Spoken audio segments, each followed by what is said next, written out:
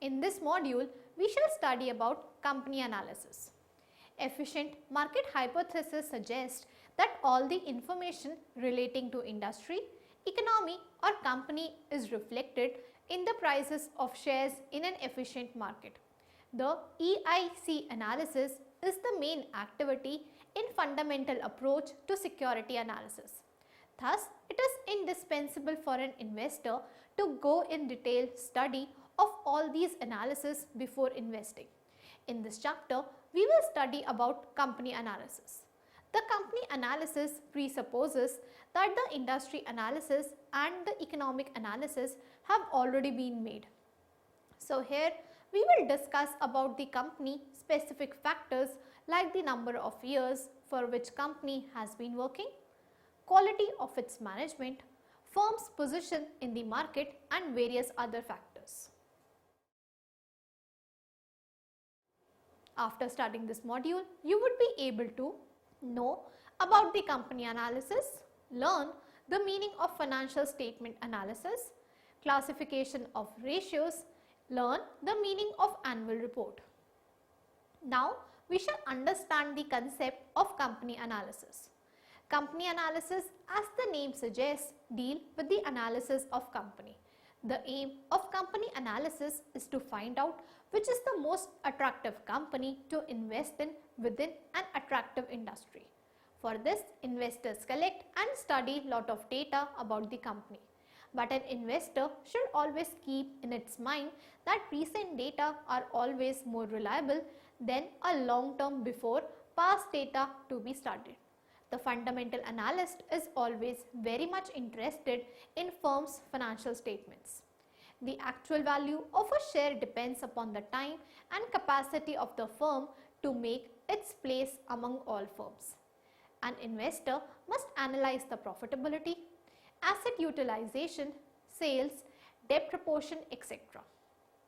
Many researchers and analysts recommend that the financial statements of a company must be analyzed carefully before investing in it. The financial statements of a company such as statement of profit and loss account, balance sheet, cash flow statement, notes to accounts, etc. must be analyzed in depth. Also, one should look for the strategy of company, its concern for people, etc. Company analysis helps to know the risk and return of individual shares. Let us now discuss the financial statement analysis. Financial statement analysis is an important step in company analysis.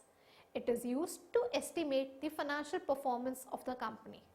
Many investors go for ratio analysis to know the potency and limitation of the companies.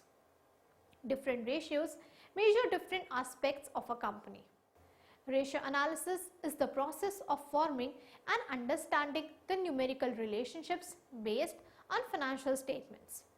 A ratio is a statistical standard that provides a measure of the relationship between two variables. This relationship can be expressed as a percent or as a quotient. Ratios can be of interest to owners, creditors and financial executives. Investors need mainly a foundation for estimating earning capability. Creditors are concerned primarily with liquidity and ability to pay interest and redeem loan within a specified period. Management is involved in developing logical tools that will measure cost, efficiency, liquidity and profitability with a view to make intelligent decisions. Moving on to the classification of ratios. Financial ratios can be classified into various categories. There are various kinds of ratios like liquidity ratio, solvency ratio, profitability ratio and some other ratios. Liquidity ratio. Liquidity ratio is used to extend the liquidity position of a firm. They are also called as a ratio indicating short-term solvency of a firm. There are two kinds of liquidity ratio, current ratio and asset test ratio. Liquidity ratio states a company's ability to repay short-term creditors out of its total cash. It is the result of dividing the total cash by short-term borrowings. It shows the number of times short-term liabilities are covered by cash. If the value is greater than 1, it means fully covered. The formula is the following. Liquidity ratio is equal to liquid assets upon short-term liabilities. First, current ratio. It is computed by dividing current assets by current liabilities. The ratio is usually an acceptable amount of short-term solvency as it indicates the extent to which the entitlements of short-term creditors are covered by assets that are likely to be converted into cash in a period corresponding to the maturity of the claims. Second, asset test ratio. It is also termed as quick ratio. It is resolved by dividing quick assets, that is cash, marketable investments and sundry debtors by current liabilities. This ratio gives no importance to inventory as it does not quickly get converted into cash. Next, turnover ratios. These are also called as efficiency ratios. They indicate how efficiently assets are being managed. They are found out by measuring the relationship between sales and different types of assets, current and non-current. The formula is receivable turnover ratio is equal to net receivable sales divided by average net receivables. A high ratio suggests either that a company activates on a cash basis or that its extension of credit and collection of accounts receivable is proficient, while a low ratio implies that the company is not making the timely collection of credit. There are 4 types of turnovers. First, voluntary. Voluntary is the type of turnover which arises when an employee voluntarily chooses to resign from the organization. Voluntary turnover could be the result of a more appealing job offer, staff conflict or lack of advancement opportunities. Next, involuntary. Involuntary, which arises when the employer makes the decision to release an employee and the employee against your will leave his or her position. Involuntary turnover could be a result of poor performance, staff conflict, etc. Next, functional. Functional, which occurs when a low performing employee leaves the organization. Functional turnover decreases the amount of paperwork that a company must file in order to rid itself of a low performing employee. Rather than having to go through the potentially difficult process of proving that an employee is inadequate, the company simply respects his or her decision to leave. Next, dysfunctional. The 4th type of turnover is dysfunctional, which occurs when a high performing employee leaves the organization. Dysfunctional turnover can be potentially costly to an organization and could be the result of a more appealing job offer or lack of opportunities in career advancement. Next, solvency ratio. These ratios are calculated to know whether a firm will be able to pay its debt in long term or not. Solvency ratios are calculated to know whether the company can meet its financial obligations or not. The solvency ratio defined as net assets plus net premium written. The solvency ratio is a measure of the risk an underwriter faces of claims that it cannot absorb. The amount of premium written is a better measure than the total amount insured because the level of premiums is linked to the likelihood of claims. Different countries use dissimilar methodologies to compute the solvency ratio and have different requirements. There are some other ratios also which are also used to analyze a company and its share price. These are: first, debt ratio. Debt ratio is a financial ratio that specifies the percentage of a company's assets that are provided via debt. It is the ratio of total debt, that is the amount of current liabilities and long-term liabilities and total assets. The amount of current assets, fixed assets and other assets such as goodwill. Debt ratio is equal to total debt upon total asset, or alternatively, debt ratio is equal to total liabilities upon total assets. Second, a going concern is a business that functions without the threat of liquidation for the predictable future, generally regarded as at least within 12 months.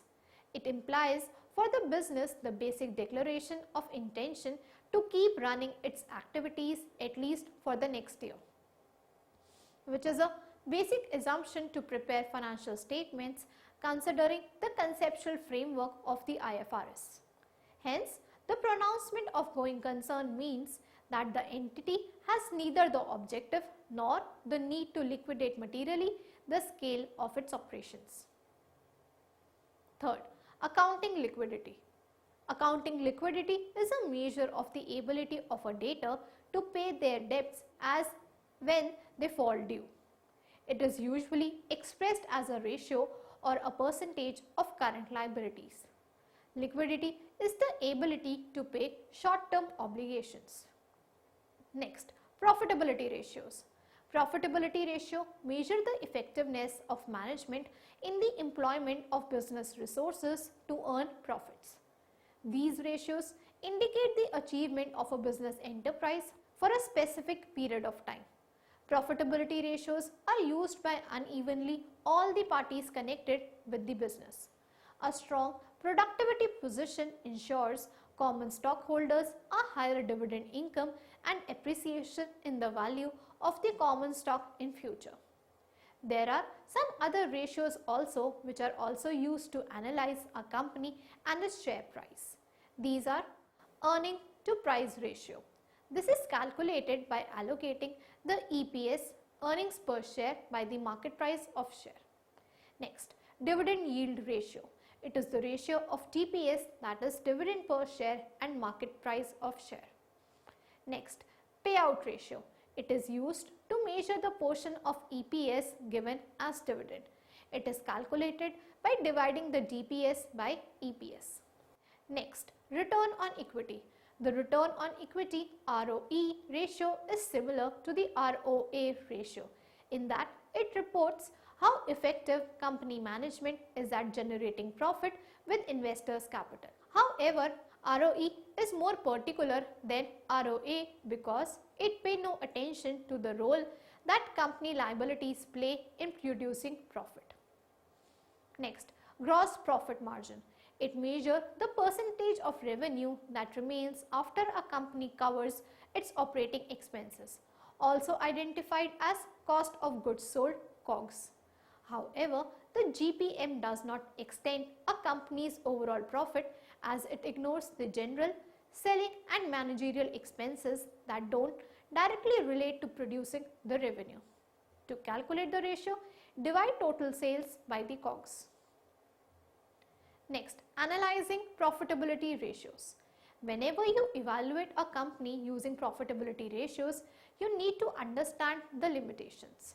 In most circumstances, the ratios provide limited understanding unless you analyze trends over a number of years and relate it to financial results of its competition. Let us now discuss about the annual reports. Investors also study and analyze annual reports of a company. They are very interested to know what is communicated by board of directors. Nowadays, investors are also becoming interested in corporate social responsibility disclosures and reporting by company. Annual reports give an idea about what company management is thinking and how firm will be taken further. They tell about company's business plans and performance targets. One can get a little idea about the trends for the future and scope for growth. First, timely compliance with legal requirements. A company which is very active in timely complying with the legal requirements is successful in building its good image. This also increases the value of shares of the company. A company which is actively calling meetings on time, filing returns and various reports meeting the required rules and regulations is valued more by investors and analysts. Next, other factors. There are various other factors like inventory with company, how much capacity is utilized, segment performance, employee welfare activities, companies concerned for environment, etc. that affect the company's share valuation.